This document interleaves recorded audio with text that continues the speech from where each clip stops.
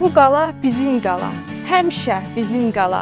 Tikmədim ki özüm qala, tikdim ki izim qala. Bəli əziz izləyicilərimiz, bu şeirdən də məlum oldu ki, bugünkü verilişimizin mövzusu məhz qala haqqında olacaq. Bəs hansı qala? Bu Quşçu qalasıdır. Quşçu qalası nəinki Borçalımızın, ümumiyyətlə Gürcüstanımızın tarixi miraslarından biridir. Bugünkü verilişimizdə məhz bu qalanın tarixi, onun keçmişi haqqında sizlərə ətraflı məlumat verəcəyik. Bundan əlavə, bugünkü vəziyyəti ilə də sizi tanış edəcəyik. Bu qala haqqında çox maraqlı müsahiblərimiz var. Onlardan biri kənd sakini Vüqar İsmailov, eyni zamanda Borçalımızın ziyalılarından biri olan Salman Mollaoğludur. Onlar bizə bu qalanın tarixi, bugünkü və keçmişdəki vəziyyəti haqqında ətraflı məlumat verəcək. Xoş gördük Vüqar bəy. Xoş gördük Salman bəy. Necəsiniz? Salman müəllim, mən istəyərdim ki, bu qala haqqında məhz qalanın zirvəsində danışaq. Əgər sizə uyğundursa, birlikdə qalxarım.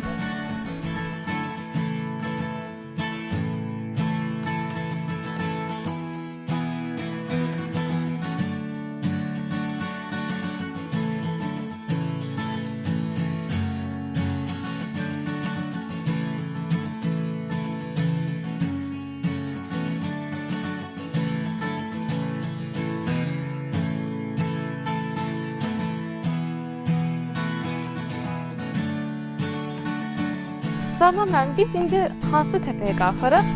Bura Ulduzlu təpəsidir. Qədim zamanlar. Çünki buradan Borçalıya baxanda, indiki Borçalı illərinə, bütün hamısı görünür. O cümlədən gecələr bu təpəliyin üstündən aya, ulduzlara baxanda çox gözəl sayrışır.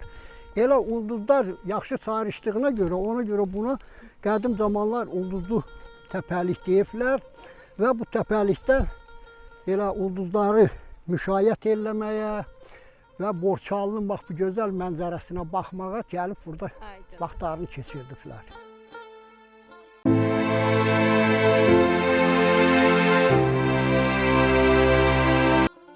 Salman müəllim, gəlin onda əsas müsahibəmizə keçəyin. Biz bilirik ki, Quşçu qalası Borçalımızın tarixi miraslarından biridir.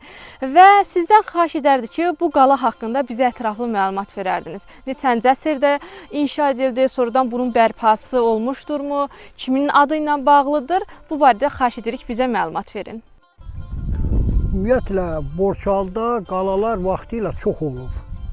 Ancaq onlardan qorunub saxlanan çox az olubdur. Hal-hazırki vəziyyətdə baş keçindiki Dumani şəhərində, Kolayırda, Qoçuluda bir neçə belə ərazilərdə qorunub saxlanıbdır qalalar. Ancaq ən gözəli saxlanan, bugünkü günü bizim bax gözəl Quşçu qalasıdır. Bəli. Quşçu qalası heyran edici qaladır. Bizim tariximizdir.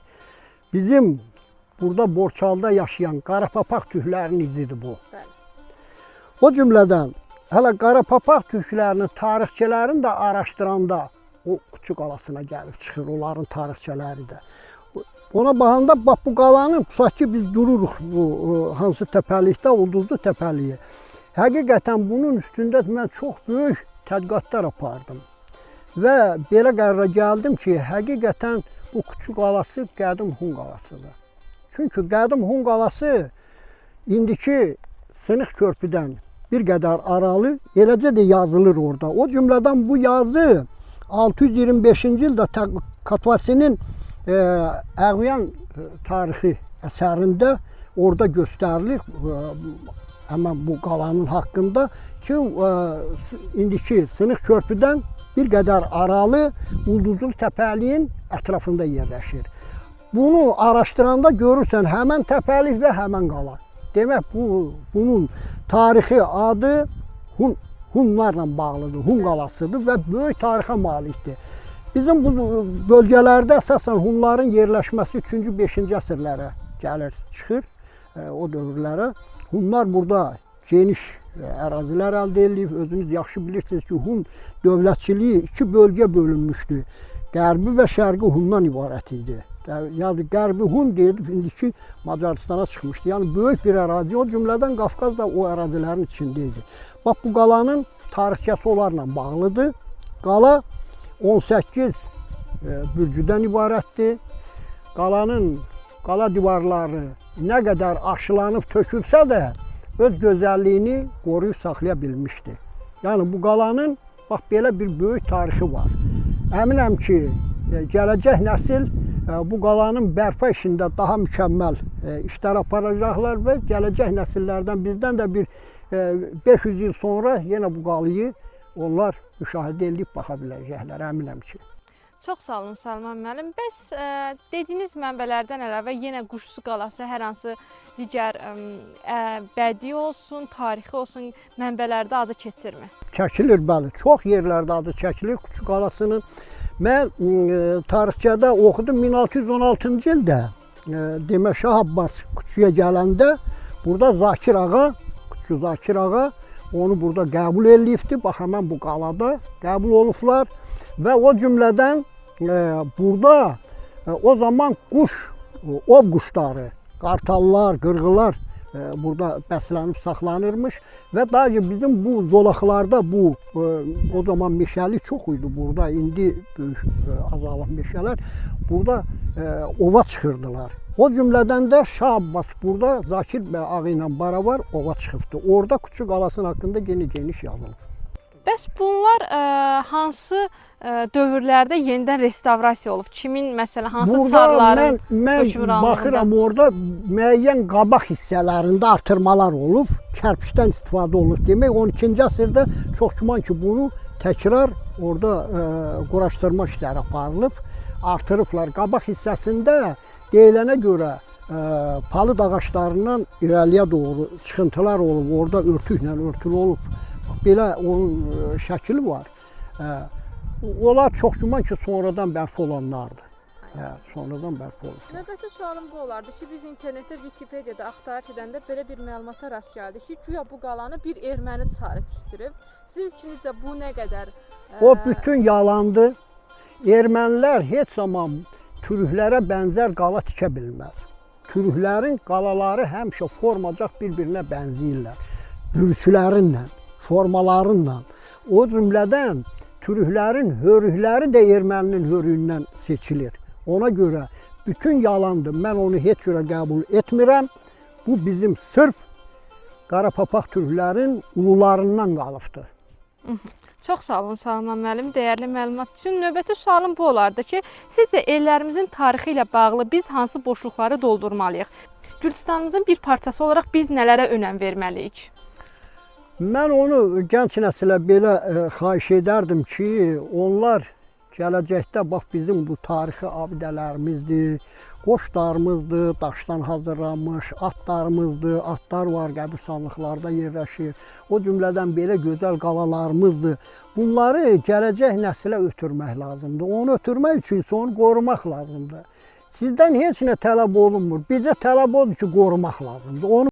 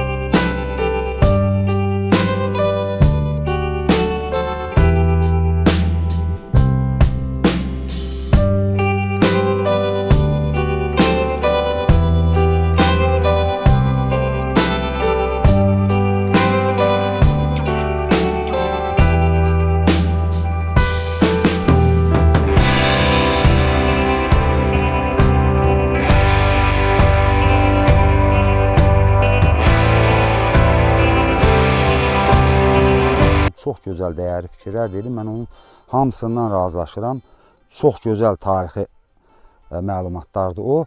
Bizə kəlmə qalanın haqqında onu əlavə eləyə bilərəm ki, Salman müəllim də qeyd elədi. Bunu 19-cu əsrdə o rus səyyahının bunu elə Sera Zamak deyə qeyd edib keçməsindən başladıq bizdə tarixdə müəyyən sonra gələn tarixçilər bunu Ağca qala adlandırdılar. Sonra müəyyən müəlliflər bunu Qız qalası adlandırdılar. Amma Salman müəllim çox doğru deyir, bu qədim Hunan qalasıdır.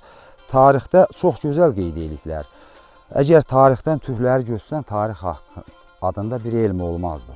Bu qalaya baxanda bunun tikilişindən, burada istifadə olunan xam materiallarından hamısı aydın olur ki, bu türklərin, daha doğrusu Hunların, türklərin əcdadlarının əl işləridir. Düzdür, burada müəyyən restavrasiya işləri gedib. Wikipediyada var, 15-ci əsrdə Qaraqoyunlu xana, amma onlar hamısı əlavə olmuş. Araşdırma aparsa mütəxəssislər görər. Orada doğrudan da 15-ci, 14-cü əsrdə var materiallar istifadə olunub. Onlar hamısı sonradan restavrasiya işləridir.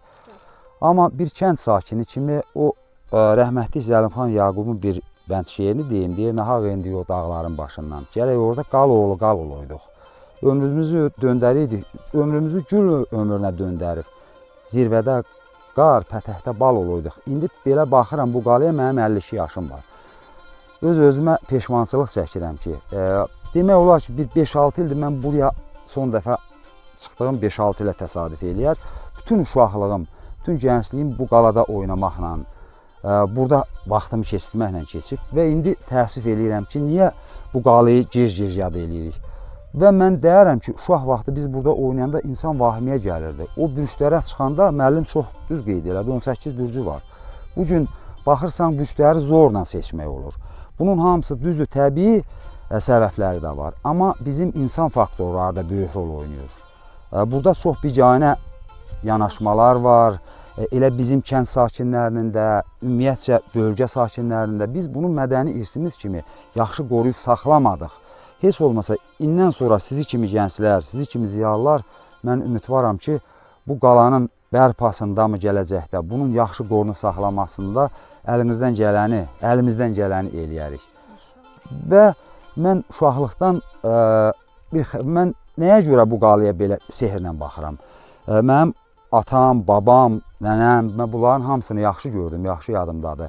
Kənddə ağsaqqallarımız vardı. Bəzi o dövr axı maraqlı işıq yox, telefon yox, maraqlı gecələr dastanlar söyləyərdilər, ya rəvayətlər söyləyərdilər, nağıllar söyləyərdilər.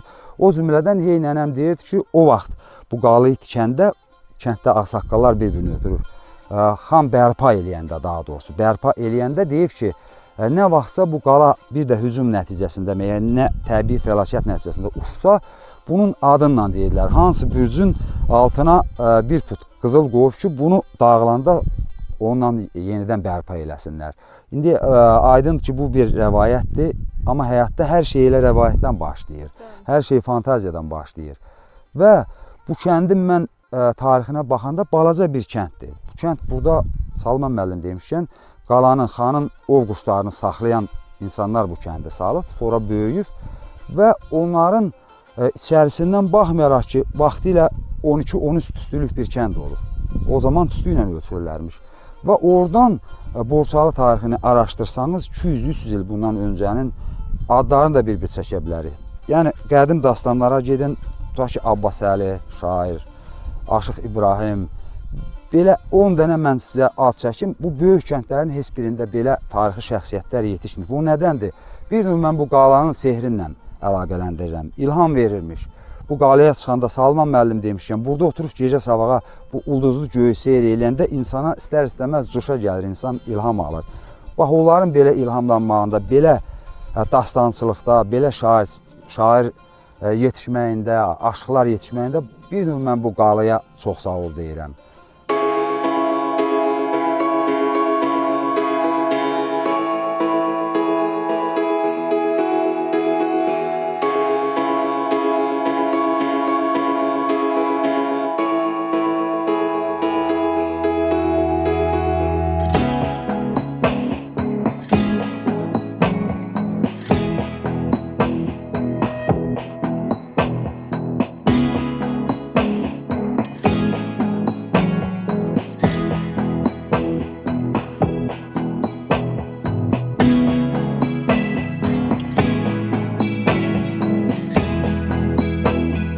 Müzik